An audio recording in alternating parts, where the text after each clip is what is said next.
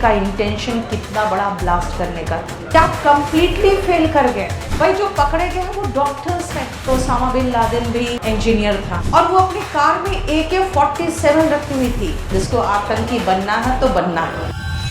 कल देखा ब्लास्ट।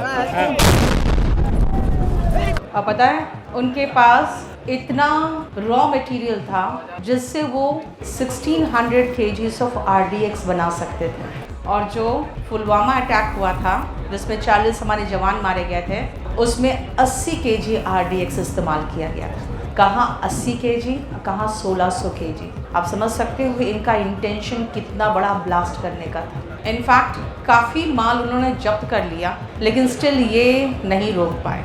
कुछ था क्योंकि कल सुबह से एक व्यक्ति ने ट्वीट किया था कि आज पता नहीं इतनी पुलिस क्यों भरी पड़ी हुई है लाल किला के पास। तो कुछ तो इनपुट था उनको, लेकिन अल्टीमेटली रोक नहीं पाए। कहते हैं ना, इंटेलिजेंस एजेंसीज को हर बार सक्सेसफुल होना पड़ता है, आतंकवादियों को सिर्फ एक बार सक्सेसफुल होना पड़ता है। ये बहुत सारी चीज़ें रोक लिए, लेकिन एक जहाँ पे उनसे नहीं हुआ वहाँ पे ये अटैक हो गया। दिल्ली पे अटैक होने का मतलब है कि आप कंप्लीटली फेल कर गए, क्योंकि यहीं पर सब कुछ है। दिल्ली में आपके प्राइम मिनिस्टर है, आपके प्रेसिडेंट है, आपका पार्लियामेंट है।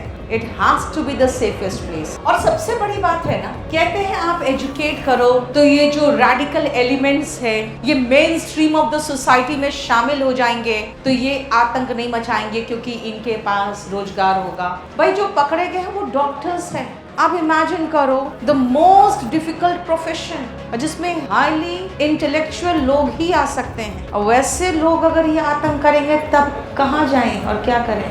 ऐसे ओसामा बिन लादेन भी इंजीनियर था। अब सोचो जो तीसरा व्यक्ति गिरफ्तार हुआ है, she is a lady in Lucknow, और वो अपनी कार में AK-47 रखी हुई थी।